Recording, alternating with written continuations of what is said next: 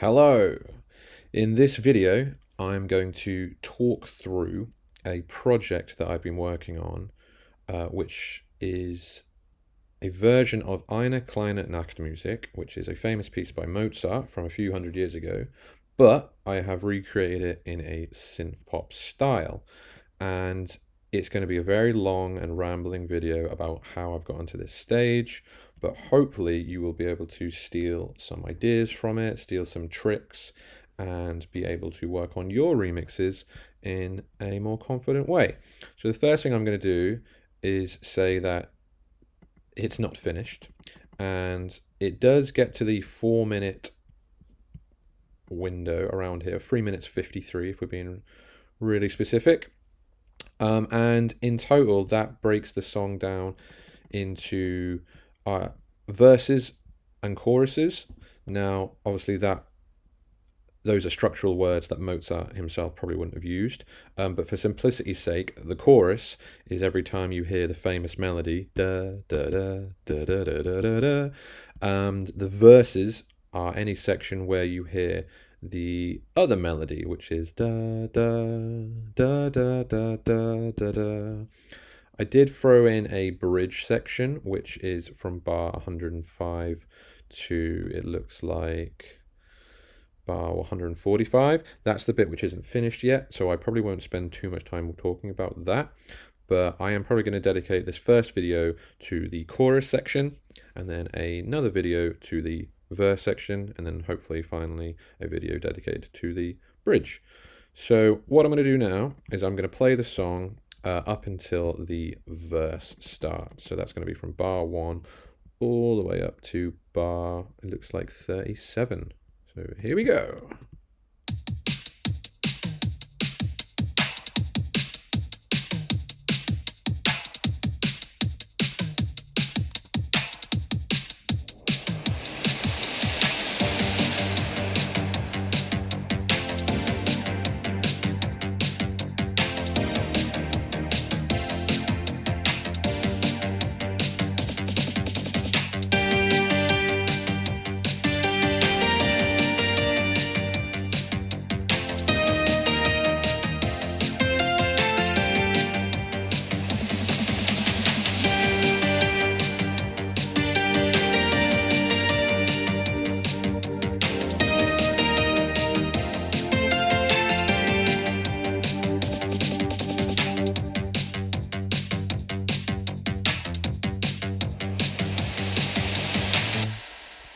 And the section that was about to begin there was the verse, but we're going to stop there so we can talk a bit about these layers one by one. So I've color coded my parts depending on what sort of function they're serving. So anything that's red, so these two layers here, they're to do with drums. My green layer here is my bass line. Anything that is dark blue, like these, is to do with chords. Anything light blue are sort of decorations, melodic decorations, little ideas that weren't in the original that I've decided to add. And then orange, these 3 orange tracks are my main melody. And then this red bit down here, which has nothing on it, is just an empty piano for me to think of ideas. Purple are just sound effects, but these are just risers. I've just used a lot of risers. Let's start with the drums. So my drum beat, which took me a while to get right, but once I got it right, I was basically able to copy it for the entire song. The whole bit of music you just heard used the exact same drum beat for the whole thing. So let's just hear that in isolation.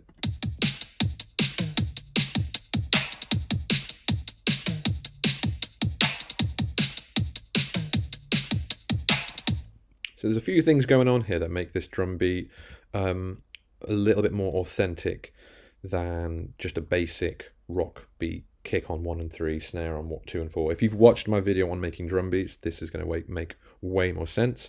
If you have not done that, this might be a little bit confusing. But first of all, I'm not using the basic 808 drum kit. I'm using Techno Throwback because I think this one sounds the most iconic in terms of synth pop and 80s drums. I'm doing a 2-bar pattern instead of a 1-bar pattern just to make sure things sound not too repetitive. They change a bit. In terms of hi-hats, I've just got alternating loud hi-hat quiet hi-hat, loud, quiet, all the way to the end. And at the end, I've thrown in a cheeky extra hi-hat, which means at the end it kind of goes, it goes hi-hats constantly, but at the very end it just throws an extra one in, which you can hear if I play it again now.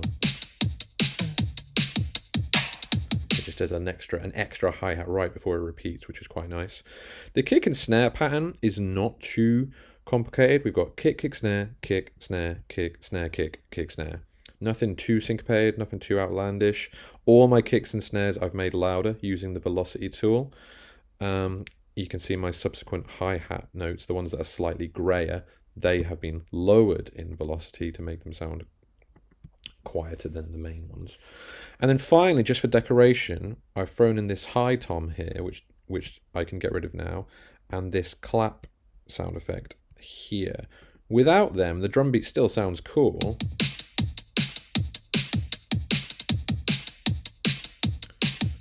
But I found that adding in this high tom here and this clap sound here, it just made the final beat of the pattern more emphasized, and it just threw this extra drum in here, which you maybe don't expect, but it just makes it a tiny bit more original.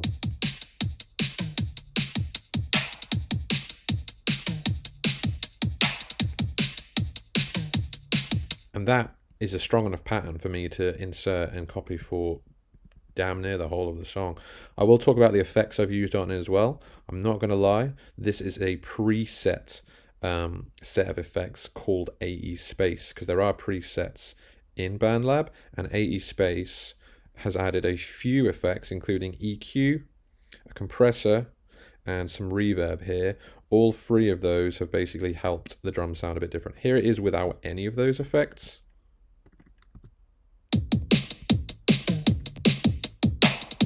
And here it is with those effects.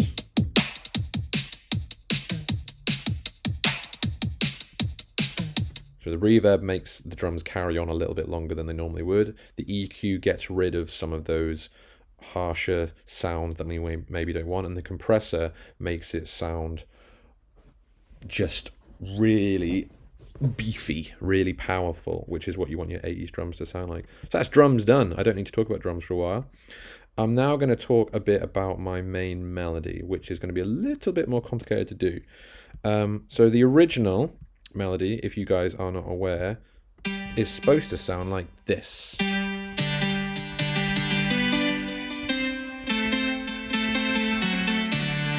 That's the original, and the original is a very happy, jubilant piece of music.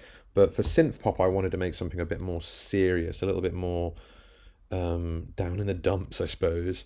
And so to do that, I had to start thinking. I had to obviously learn how to play the original first. So I Googled the music, and if you can read music, obviously this is going to be a really easy job, turning this sheet music into da da da da da da da da da da da da da da da. If you don't read music, you will need to either find someone who can play the tune for you, or learn how to read music.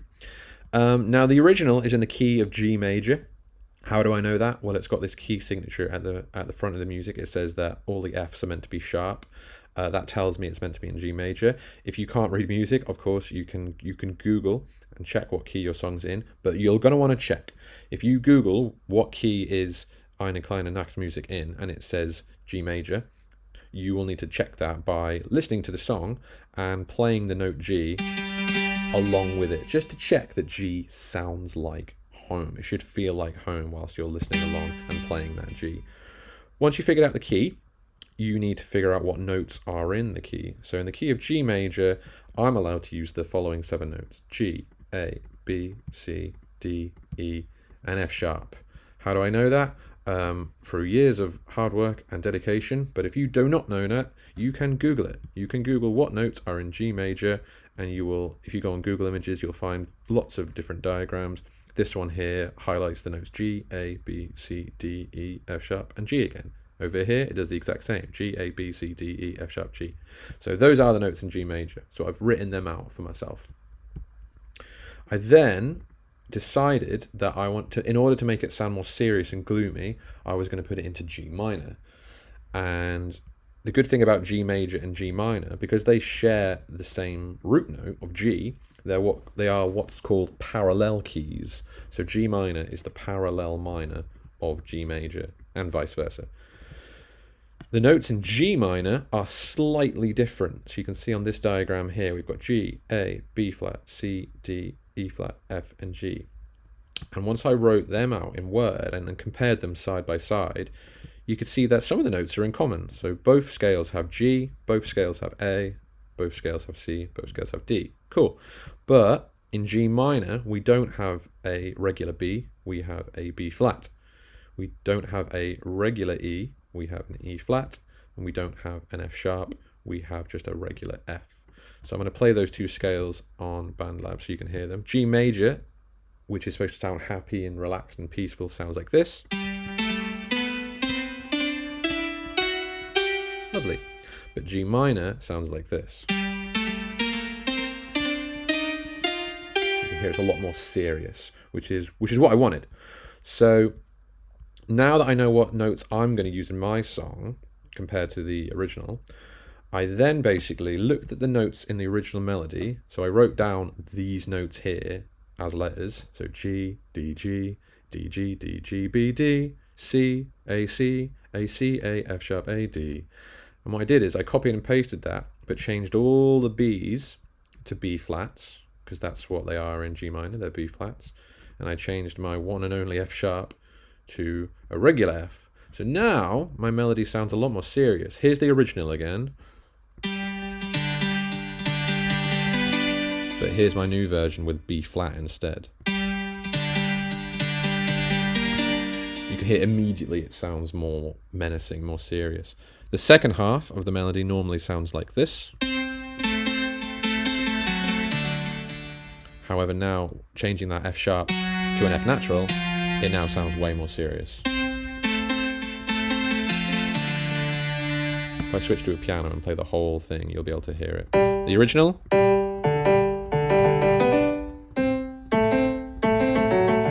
And then my version.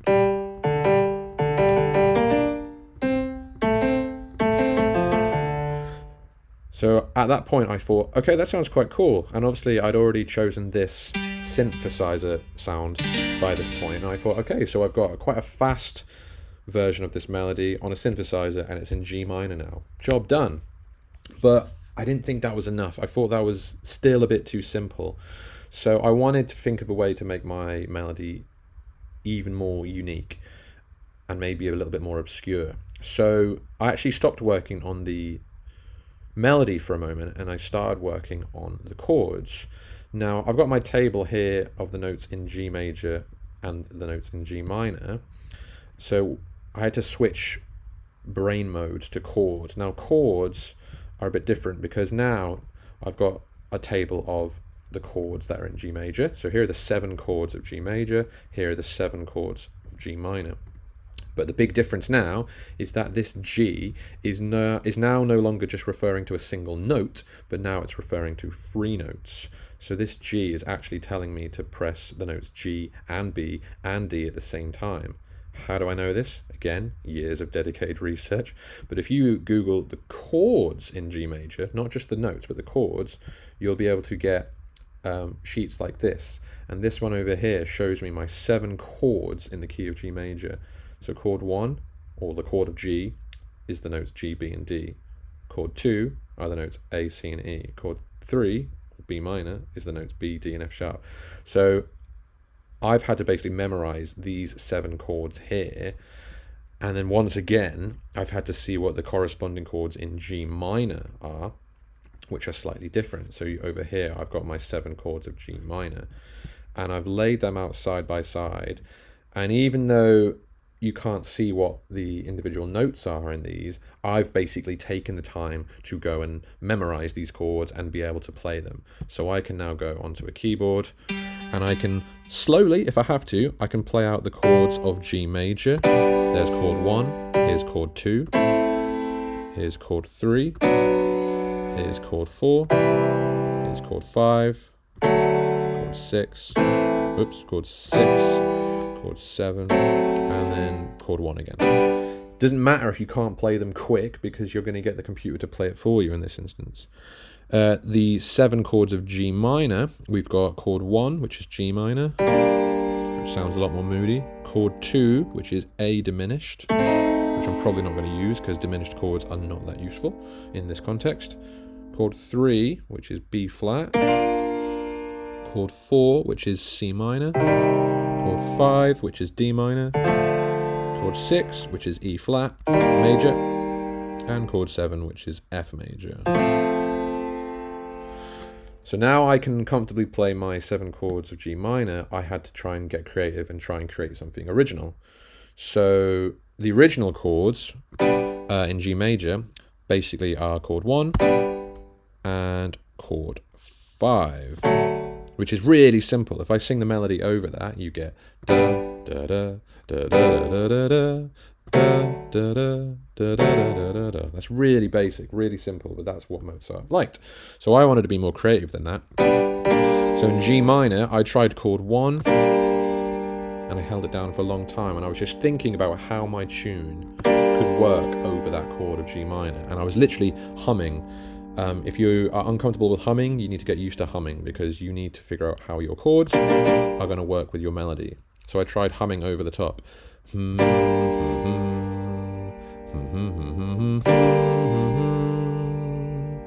then I thought, what do I want to do next? I don't really want to go to chord 5,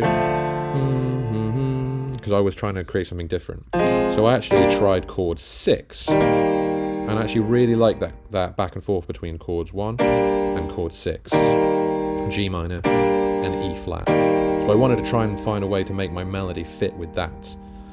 So what ended up happening was the first part of the melody stayed exactly the same. So da da da da da da da da da da. And then for this chord here, I went up here, da da da da da da da da da. And I tried to think, how can I loop that round again back to the start? So G minor and E flat, or chord 1 and chord 6. So I thought, can I bridge the gap between chord 6 and 1 and maybe go to chord 7? So that's when F major made its appearance. So we've got chords 1, we've got chord 6, and we've got chord 7. And the progression I ended up with was chord 1 for ages. So bum bum bum, dum bum bum bum bum bum bum bum. Then I switched to 6. Bum bum bum. And then I switched to 7, bum bum bum bum bum bum. And that took a while. That took a while to get that combination of the melodies notes and the chords notes to work together. But when I did, I could write that down, and then I could use that for the majority of the song. So my final chord progression I ended up with for the choruses was chord 1 for ages, then a switch to chord 6, and then a switch to chord 7, and then a switch to chord 1. If the last 5 minutes of talking about melody and chords has been confusing, I get that, but this is such an important part of your song, because once you get this right, once you have a chord progression that you like, you can then use that for the majority of your song. So I'm going to get rid of these tabs now, and I can actually start to talk about the more interesting stuff, which is what sounds I used. So here are my chords in isolation, and you can hopefully hear the similarity to what I was just humming along with. So we have chord 1, chord 1 again, and chord 6, chord 7, and chord 1. These tiny little chords just before chord 1 again, so here and here. This is just a really brief chord 7. I found that without these it was a little bit too still, a bit too boring. So we've got chord 1 here and chord 1 here, but just before those chord 1s I've thrown in a cheeky chord 7 just before, which just creates a little bit more interest. So here we are. Ooh, zoom in for me. Here we are again.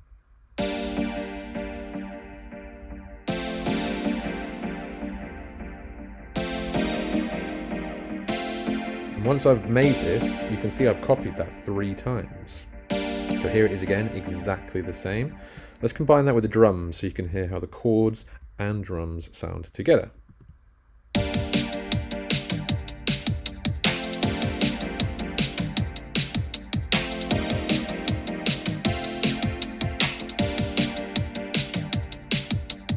And then finally combining that with the melody, which I've already been humming along a few times. So that's this orange bit. So here is the chords and the melody and the drums all together.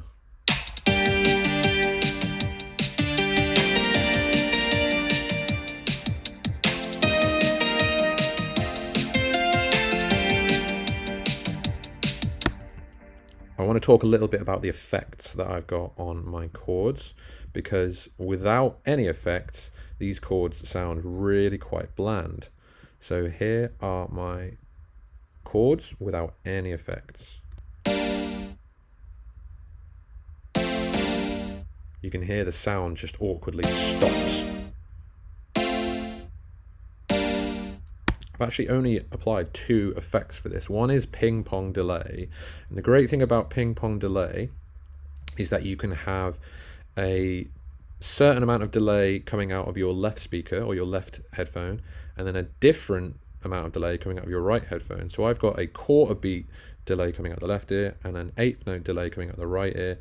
I've got quite a lot of feedback, 72%. Feedback just means how many echoes are you actually going to hear.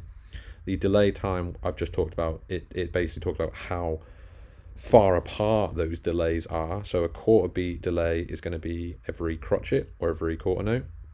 An 1/8 note delay is going to be a lot quicker. It's going to be twice as quick. And then over here, you've got these output settings. Cutoff is really interesting, because if you lower the cutoff a bit, what's going to happen is your echoes are going to become filtered. So they're going to start at normal volume or normal frequency. And then as they continue to echo, they're going to start to sound like they've gone underwater or they've gone behind a wall. And then mix is basically how loudly can you hear the original sound versus the echoes. So here it is just with the ping pong delay applied. You can hear that as the echoes carry on, they start to get more and more distant. They don't just get quieter, but they almost start to become buried.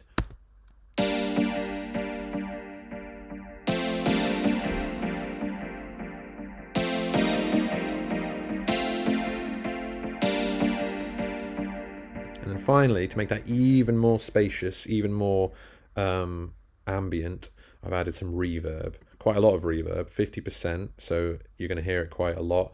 And the size, only 25%. The size is how long the echo actually goes on for, and mix is how clearly you can actually hear it. So I've got quite an audible echo, but it's not too long.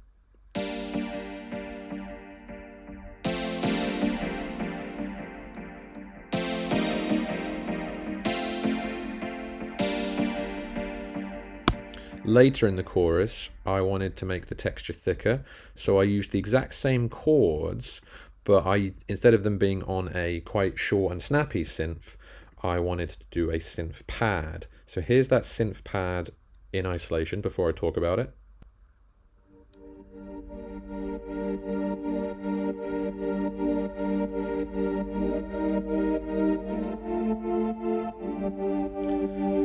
Now these notes in here, these are the exact same notes that are in the chords of this section, but instead of them being short and snappy, they are really long, held down, and I've just moved some of the notes around so they're in a different range or a different register.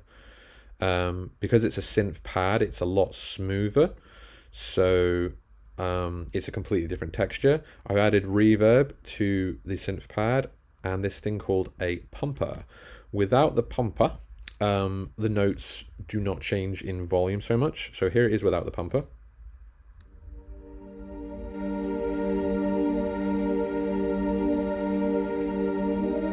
Which does sound lovely, sounds nice and atmospheric, but with the pumper, what's basically happening is every beat, the volume is being brought down and then slowly brought up again. So instead of the note just going do, you get this kind of do, this pulsating effect, which is really cool.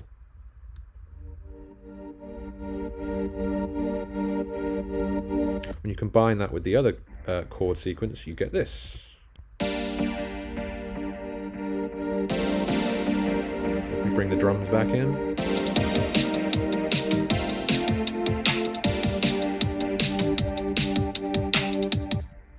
Nice. So that's chords talked about. Let's go look at the melody real quick, because you can see I've got 3 layers of melody. The first one apparently I went with was a synth called Heavy Lead, and that sounds like this.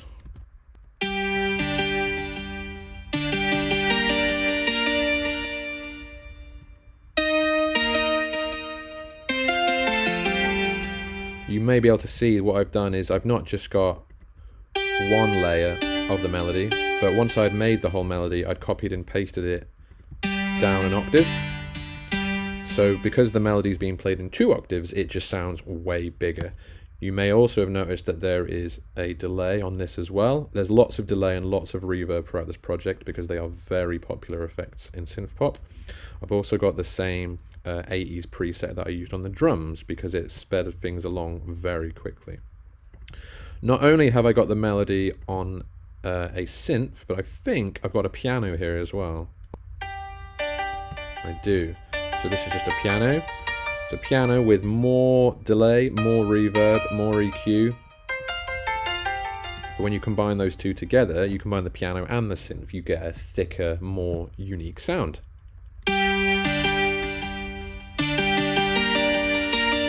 You can barely hear the piano in there, but it is helping the sort of tone of the synth become slightly brighter. And then when the chorus repeats here, I wanted the melody to be bigger again, so I added another synth playing the exact same melody, literally just copied and pasted, but a different synth. You can hear this one's a lot more glassy, a lot more bell-like. Again, it's got delay, it's got reverb, it's got EQ, it's got a lot of these same effects throughout. So once you get started, you can really start using the same effects on your different sounds and maybe change them a bit. So here it is with all 3 of those sounds combined, all playing the same melody in unison.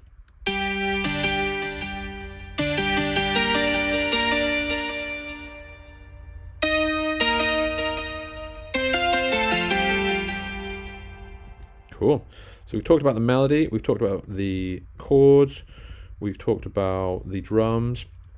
I need to talk about the bass line. Now the bass line is really simple.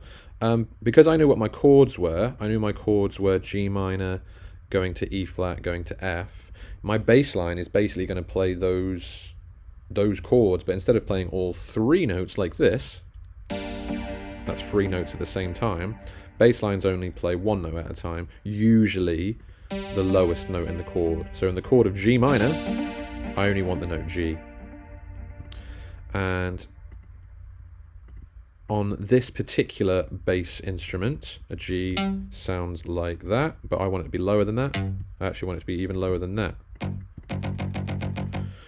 I knew straight away that I wanted this pulsing back and forth bass line, kind of going dum dum dum dum dum dum dum dum,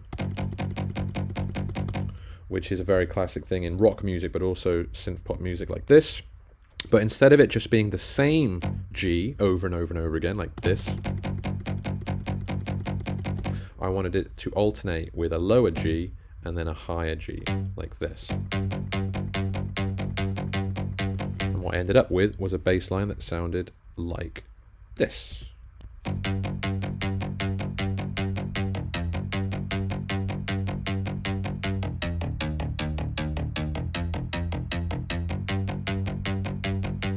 Now the notes that are changing in accordance with the chords. So whenever the chords change, the bass line needs to change. The bass and the chords should be really, really locked in together. They have to rely on each other. You can't have a bass line playing, you know, the root note of a chord that isn't being played by the chords. The chords and the bass line have to work together. So here is the bass line and the chords working together, and I shall add the drums halfway through that.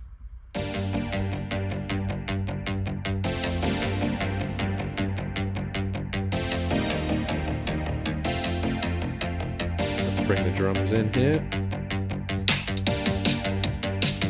You can hear the bass line really is what's propelling the song along with the drums, of course. The bass line helps give it momentum. Here comes those chords again, but on a synth pad.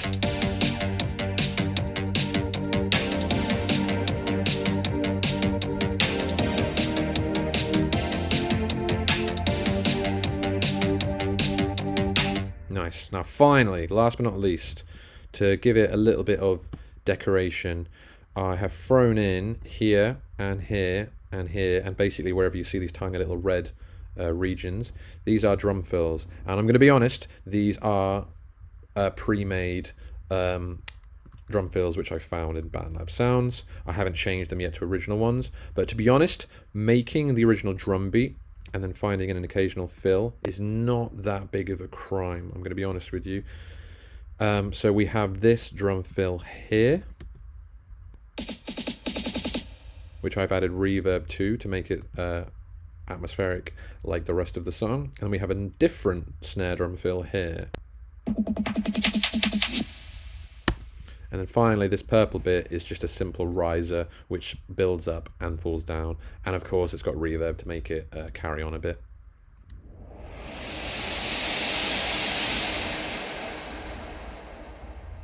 When you combine that with the drums, and let's throw in the bass line as well, you get this really washy, almost sounds like waves crashing on the sand.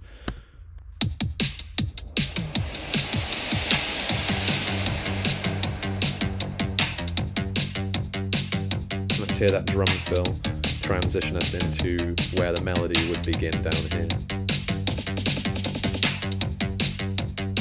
And you can see here I've got a riser and a drum fill on top of each other, so it's going to be quite a lot of noise here.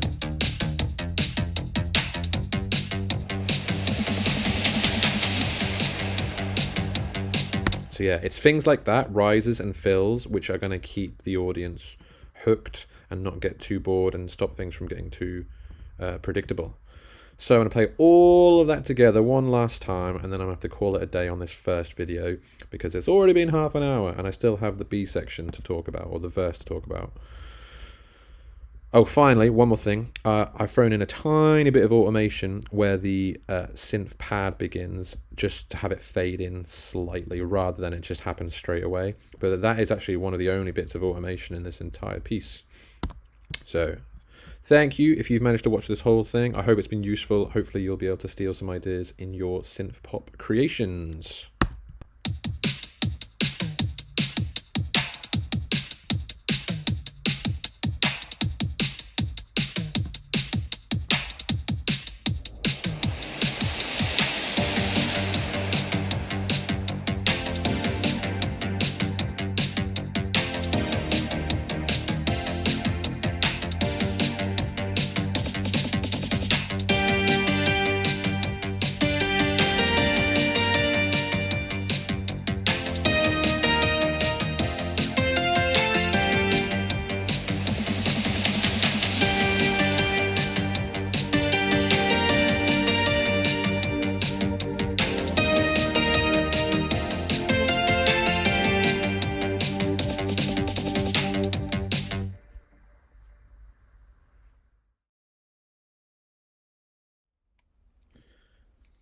Right, we're back. So in the first half of this video, or this huge two-parter video thing, whatever it is, we spent a while talking about the chorus of this synth pop version of Eine kleine Nachtmusik, and we got up to a minute. We got up to a minute mark already, which is great.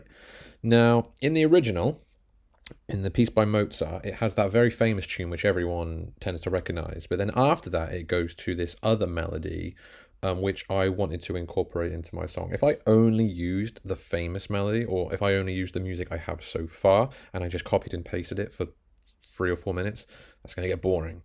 Even if I mess around with different effects or different instruments or different techniques, if I'm only using the same melody for 4 minutes, it's gonna get boring. So if we listen to the original real quick.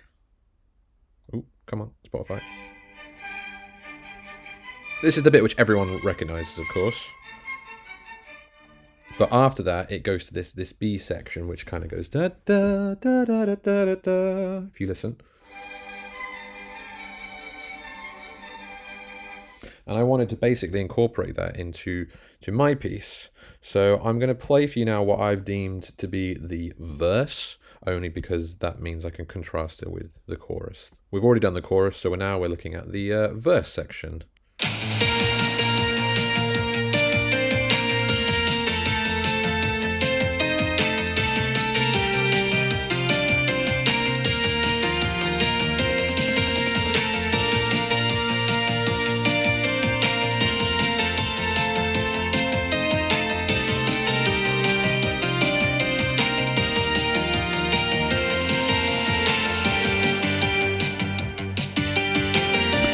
here, there, we've transitioned back into our chorus. So it's only lasted about, how long is this? It's only lasted about 20 seconds, but this B section is going to provide a nice contrast to our A section or our chorus. And this allowed me to go all the way up to the nearly the 2-minute mark just with two ideas. So I obviously talked a lot about the chords and melody and the theory in the first part of this massive video. So I'm going to try and dwell on that less this time.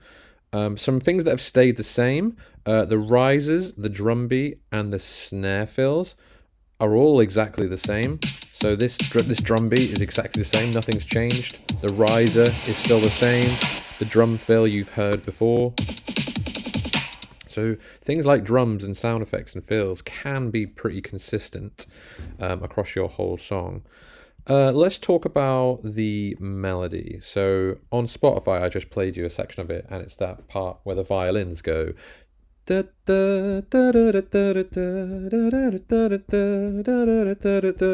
I had to figure out how to make that fit my version. Bear in mind, my version's been in G minor, and Mozart's version is in G major.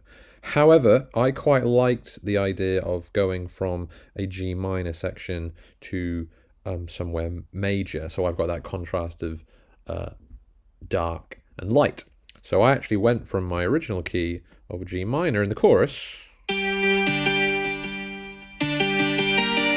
to the relative major of B flats. Now what I mean by relative major, so I've been in G minor all this time. Every major key has a relevant minor key. It's almost like a brother or a sister. So G minor has been the key I've been in this whole time. But if I go up 3 semitones from my root, so I'm in G minor, if I want to go from minor to major, I need to go up 3 semitones. So 1, 2, 3. That lands on B flat. So B flat is my relative major key. All that really means is I can use the chords from B flat, which you may have to Google again, you may have to check what the chords are, but you don't really, because the chords of B flat major are exactly the same as the chords from G minor. The only difference really is that we're now placing an emphasis on this B flat chord. This is now our home base, instead of this being our home base. It's a small difference, but it basically means I can focus on making this section really happy sounding. So I had to go and learn how to play the original version in G major, which was this.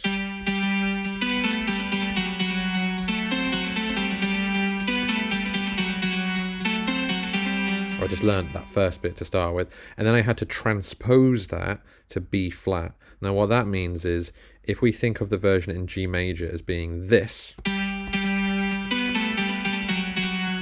in the key of G major, these would be notes 1, 3, 2, 1, 1, 7, 2, 4, 7, 2, 1, 1.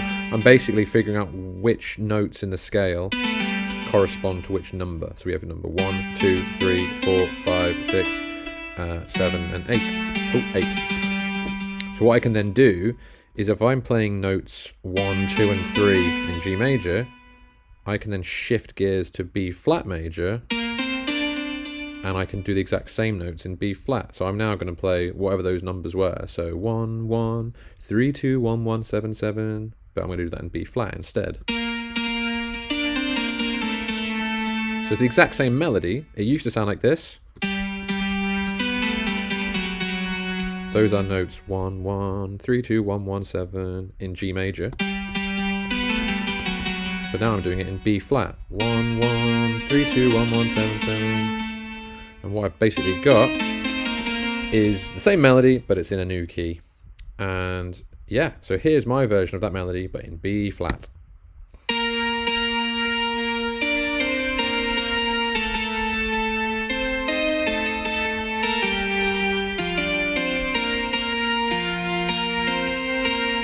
Sounds very different. Obviously, there's a few reasons it sounds different. The obvious one will be the instrument. It's no longer on a violin. It's now on my heavy lead synth again. The rhythms are different. they're similar enough that you can recognize it, but I've basically taken the melody somewhere else, and I've just taken it on a little adventure. And this is kind of what you need to do for component 3. You need to write a piece of music that has been inspired by the song you've chosen, but is not a direct copy. If I wrote down the melody exactly as it appears in Mozart, I'd get some marks, for changing the speed, changing the instrument, adding some effects, but I would miss out on a load of those marks which you get for being creative. So I'm going to spend less time talking about how I've changed the notes now, and more about some of the cool little extra layers I've added, which are not in Mozart. So first of all, I've doubled the melody, so now it's on a synth and a piano at the same time.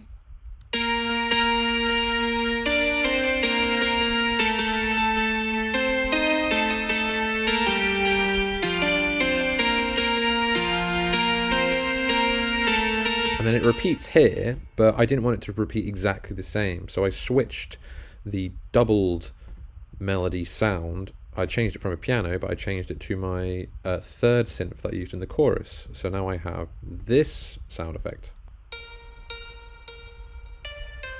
Combining those two together, I've got a different texture or a different sound.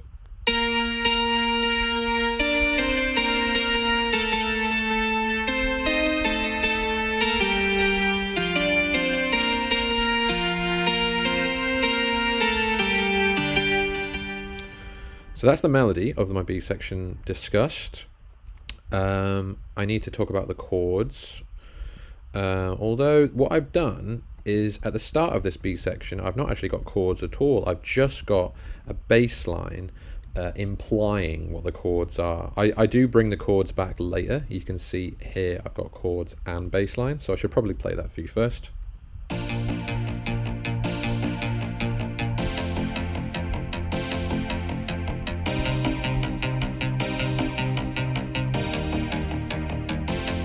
So you can hear the bass line has still got that back and forth pulsating octave thing going on, with low, high, low, high, low, high, low, high.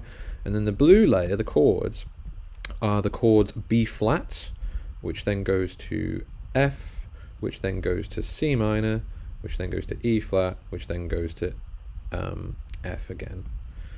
I've literally just plucked those chords from experimenting in the key of B flat. I had to learn what the chords are in B flat, which are exactly the same chords as G minor, and I was just messing around until I found a chord progression that sounded good, which I could then add my melody to. This took trial and error, and it will take you trial and error too. It will take time to do this. So once I found the chords I liked, I could bring the bass line back in. And if I add the melody on top of that, you can hear how the melody and chords and bass all work together.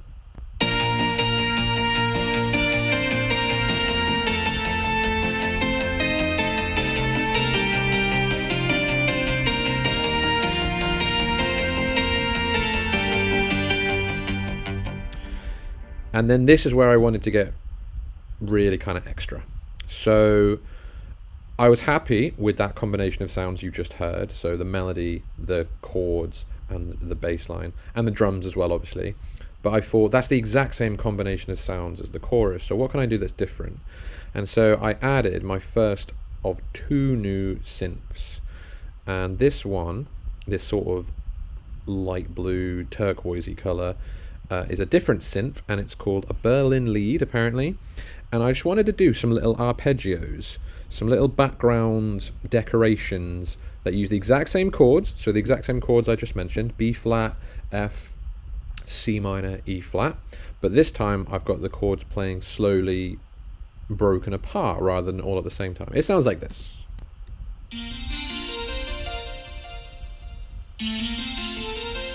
So all I've done there is I've taken the chords from well, the chord layer. There's my B flat chord, but instead of playing all 3 notes at the same time, I've played them one at a time. And just for giggles, I've thrown in an extra note in there to make it a slightly denser chord, an add 9 chord. So now it does that la la la la. And I've taken that 4-note idea, 1, 2, 3, 4, and immediately copied it an octave higher, so you get it in 2 octaves. You can hear there's delay on there, there's reverb, there's all the usual effects. I've done that for the different chords, so you should hear that multiple times before it loops again over here.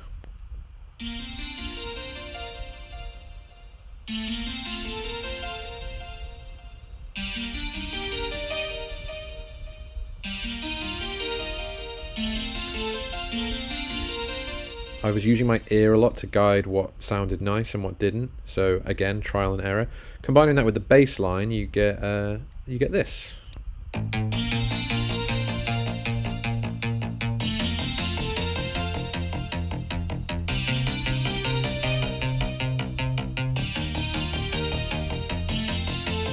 then another decoration that I wanted to appear halfway through the verse was this, which is a really iconic sound from 80s songs. This particular instrument is called lo-fi mallets, and again, this is just simply arpeggios.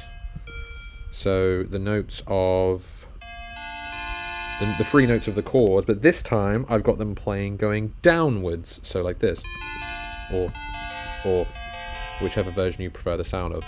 It's also a lot higher than that. It's more like this. So this part sounds like this.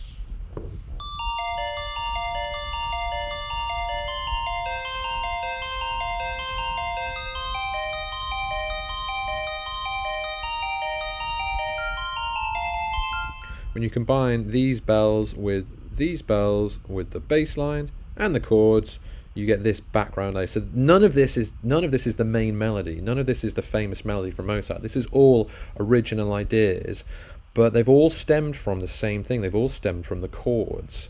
The bass line is just the chords, but it's only the lowest note of the chord playing over and over. The chords is the idea we started with. These bells are just the same chords in upwards arpeggios, and these are the same chords in downward arpeggios. So we have a lot of layers here, but all together it sounds really quite nice.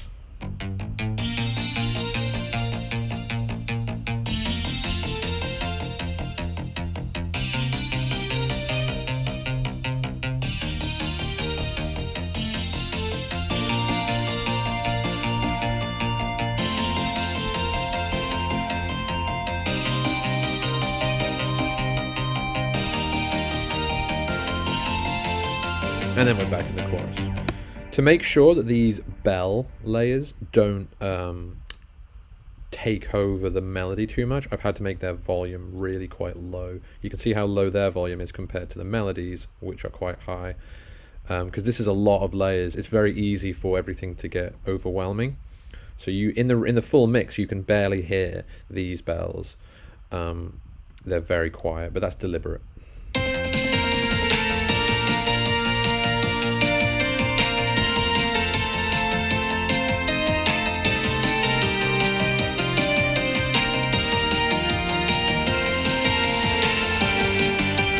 Now we're going to go into our second chorus.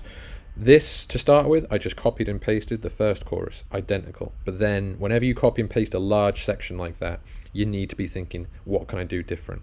You might have noticed that this time I have all three layers of the chorus playing from the get-go straight away.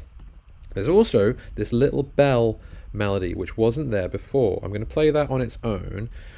Every so often, I threw in a little, almost improvised synth melody to fill in any gaps. So here it is on its own.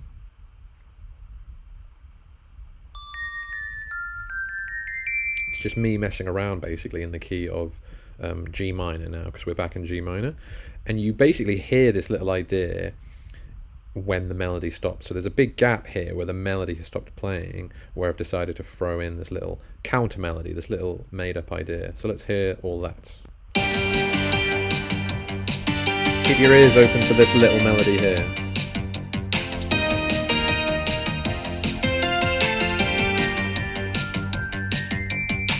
This time, when the melody repeats, so the second half of the chorus, we've got the bells 2 sound also joining in. So now we have 4 layers of melody, but this time we've got harmony. So it's the exact same melody, the exact same contour, but I've shifted all the notes of the chord around a bit. So now it's quite hard to explain quickly, but basically it's the same notes as the main melody, but they've been shifted down to a different note of the chord. Harmonizing is a topic which deserves its own video really, but all you need to know is that these notes are all from the key of G minor. They're all from the key of G minor, but they are starting on a different note, which means they harmonize nicely with the original melody.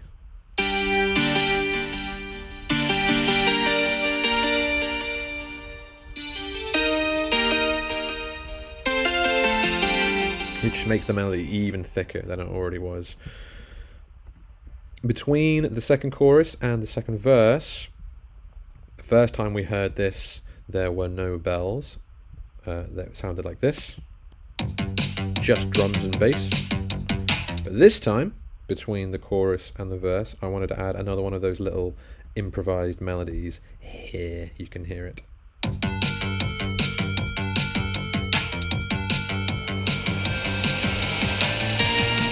And then we go into verse 2, which is almost identical to verse 1, except we now have the synth pad playing. The synth pad is playing the exact same chords as the regular synth is playing, but because it's a synth pad, they're going to be a lot quieter, a lot more gentle. So let's just hear the synth pad join in with the regular synth chords.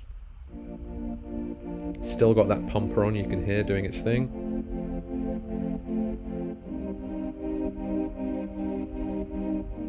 And then here comes the regular chords.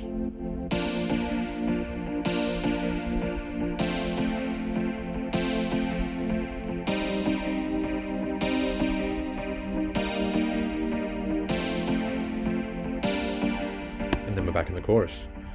So that's not too different, but it's just different enough to add some more texture. This bells 2 section is exactly the same. This bells 1 section is almost the same, except amidst the descending arpeggios, which are going da da da da da da da da da da da, I've added another arpeggio on top. Whoops, I've just moved a note there. So now you basically have the same part as before, but there's now another part even higher up in the register playing on top of it. It might be easier if I just play it.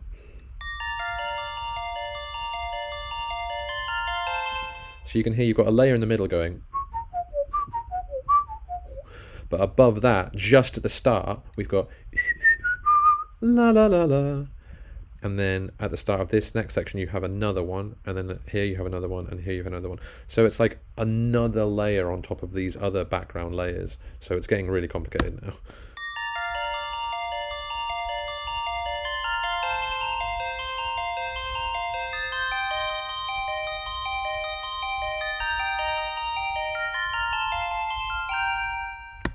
So if I combine all my background layers, so my 2 bell layers, my pad, my chords, and my bass line, you have all of these layers, and none of these are the melody. None of these are the main layer. These are all just background components.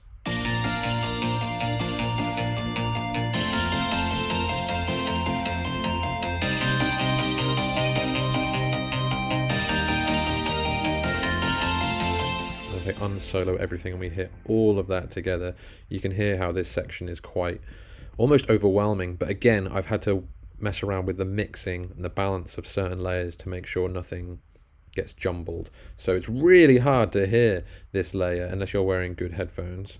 Here it is all together. So this is a little gap, and then we go into verse 2.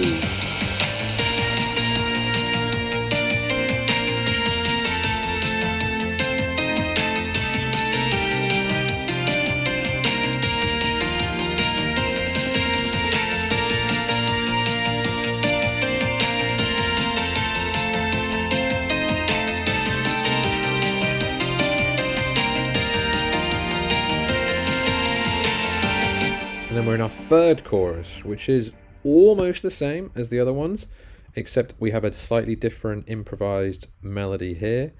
And then here we have the melody harmonized again, but with different notes, blah, blah, blah, blah, blah, more variety, more things. Here we go.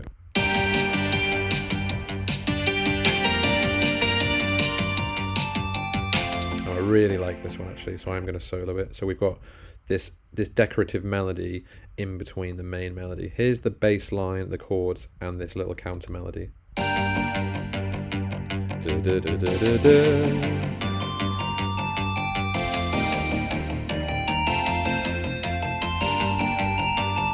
Again, that's just me messing around in G minor to try and complement the melody that's already there and that we're already used to and maybe even getting a little bit bored of by now. So you have to find ways to add new layers to keep the audience interested and looking for new things.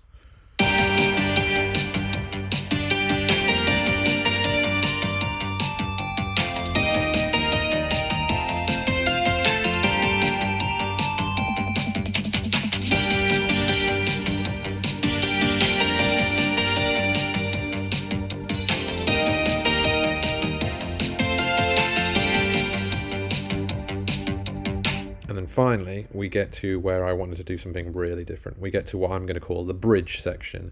Now, this bit isn't entirely done yet, and there's bits of it which I'm not even sure I'm 100% going to keep, but I will go through it and talk through my thought process, but in probably less detail than I have with the verses.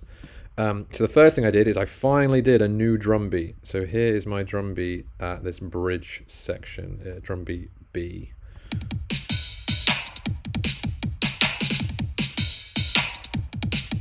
So it's still got a steady backbeat, but the kick drum is a lot more excitable.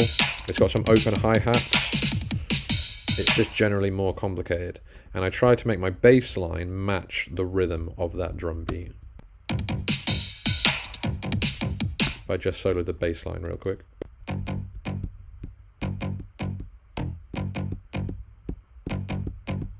combine it back with the drums.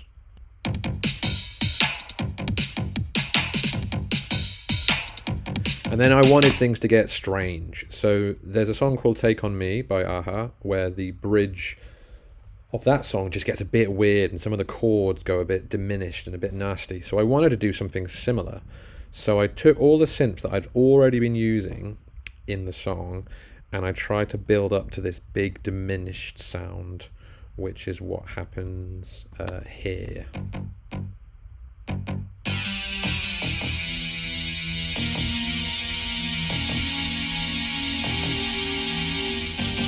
And then it goes back to normal. So you can see in this layer down here, I slowly build up to this big chord, which is called a diminished seventh chord. And I started that chord on E. So I had an E diminished seventh chord, slowly building up. And then I brought it straight back to my G minor chord, which feels more like home. So it goes from G minor, which we're used to this E diminished 7, which does not sound like home at all, sounds very dissonant. And then we go back to G minor, but this time the synth pad is getting slightly thicker. And then we go back to our E diminished 7th chord again, but it's getting more and more intense, more and more instruments are joining in. And then we go back to G minor again, which feels like home. And then we do it for a third time, because why the hell not? We go back to that chord. So we're actually only jumping between two chords. G minor, which is home for us, and then E diminished 7, which feels like this really scary, dissonant place we've not been to before.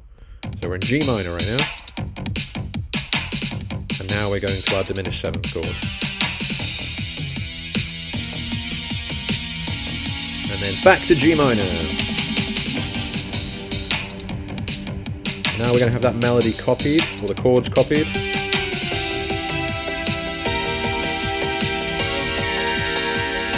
And then back to G minor. And then one more just for luck.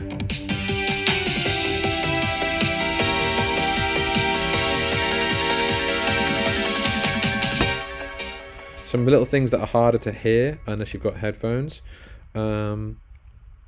This section here is the same rhythm from the famous melody, da da da da da da da da da, or at least the second half of that, da da da da da da.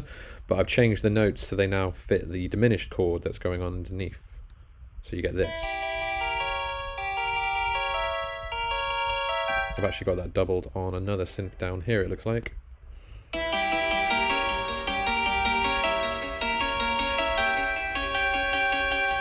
And there's also this really fast chromatic bit here, which if anyone's ever played Pokemon, it sounds a bit like you're about to start a battle in that. It's all just very weird and kind of creepy and dissonant.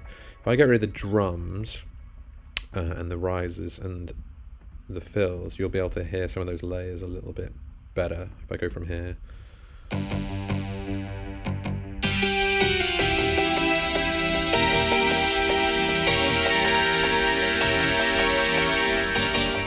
Back to G minor for a bit, just to calm down, and then back to the diminished chord here.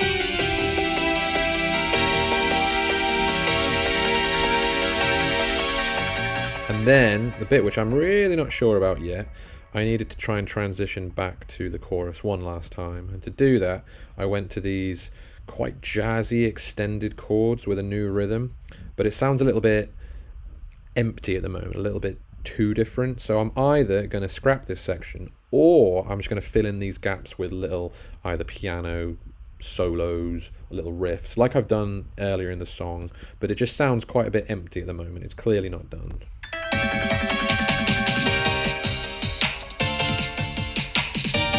Right here, there's a big silence here.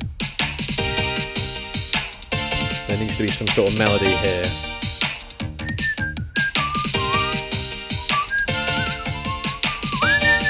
Some sort of solo, maybe another synth solo. But then we do manage to loop back round to our chorus one last time.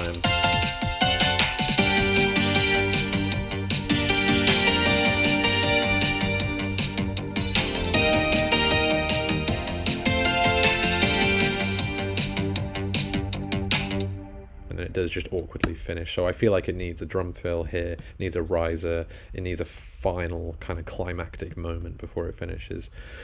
But yeah, I think that's me done talking, because I've done that for a while now. Yeah, I hope you find some useful ideas or things that you might want to steal, or ideas that you might want to try when you're making your synth pop remixes, or indeed any other remixes. This is not just about me making a synth pop tune. This is about me, you know, finding my way around BandLab, finding my way around orchestrating ideas, making chords, making melodies, changing things around, making sure it has structure. All of this music can be divided into 3 different sections. You've got the chorus, the verse, and then this bridge towards the end. You do not have to keep on creating new sections every 10 seconds. Create one really good section and repeat that a few times just to get it stuck in the listener's head, and then try a different section for contrast, and then you can loop it back to that first section again, and that should get you to a good minute, maybe even 2 minutes. So do not be afraid of repeating stuff you've already got. You do not have to have every single thing be a brand new idea.